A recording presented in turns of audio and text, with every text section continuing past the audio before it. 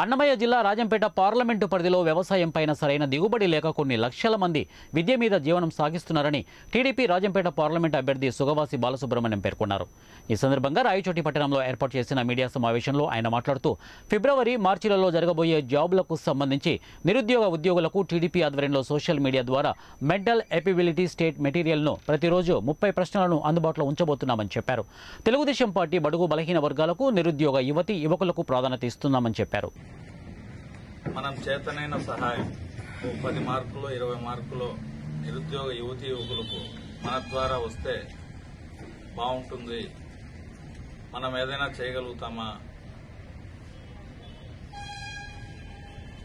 Study material కొనడానికి డబ్బు లేక ఇబ్బందులు పడే పేద నిరుద్యోగ యువతీ యువకులకు మనం ఏదైనా సహాయం చేసినట్టు ఉంటుందా అనే ఆలోచనతో ఉంటుందని సహాయం చేద్దామనే ఆలోచనతో ఈ కార్యక్రమం చేపట్టడం జరిగింది.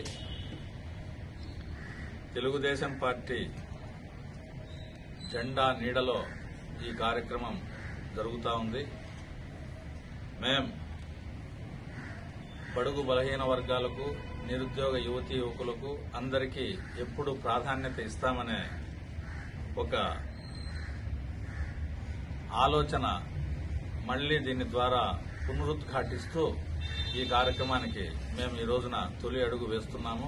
ఈ రోజు నుంచి పరీక్షలు కంప్లీట్ అయ్యే సమయం వరకు ఫేస్బుక్, ట్విట్టర్, ఎక్స్, ఈ టెలిగ్రామ్, ఇన్స్టాగ్రామ్,